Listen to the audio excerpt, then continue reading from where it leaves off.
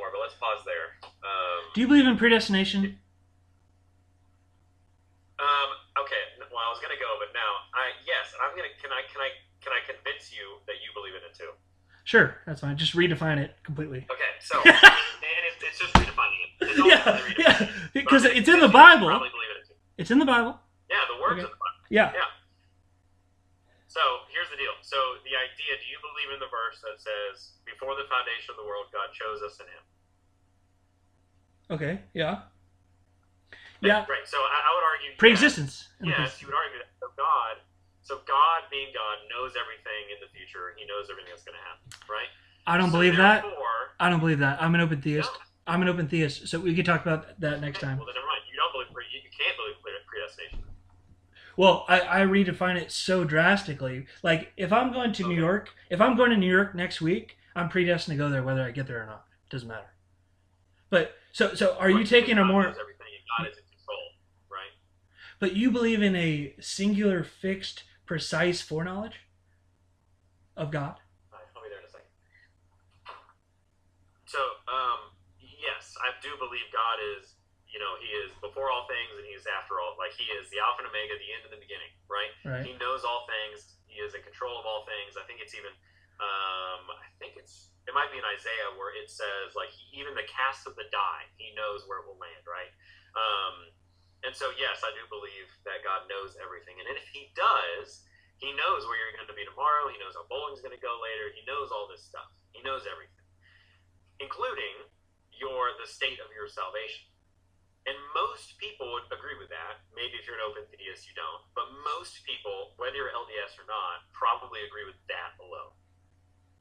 Therefore, the idea of predestination is not scary because He has predetermined ahead of time based upon what He knows. But here's the problem. Okay. Here's the problem. Hang on. Okay. So most people would agree with that, and that's just predestination. It's simple.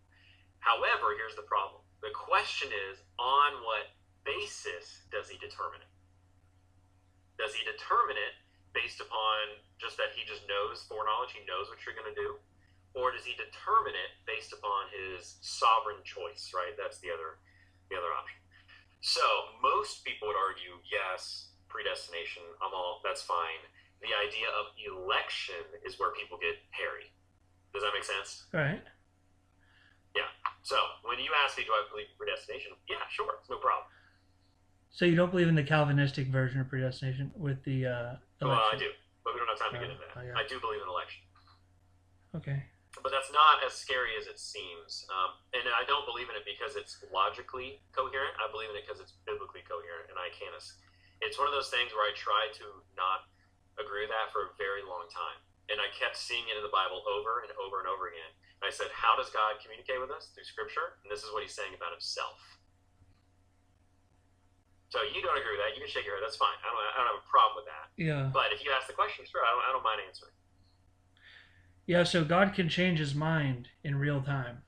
I believe in dynamic omniscience, which is God's active and complete knowledge based in a temporally present perception of reality, accounting for the various epistemic categories of knowledge in light of its cognitive expressions.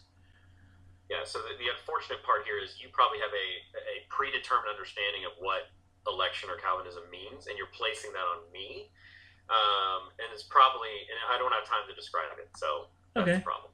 Well, we could definitely. But I do believe in human responsibility. We could definitely. I would love to talk about it in the middle of our next call. I'll just say predestination, and then you could restate, and then I'll restate. Sure. But I need to go because my wife is here with food. Okay. So I'll tell you what. Can you pray for me really quick? That's exactly. I was about to say that. Can I pray for you? Okay.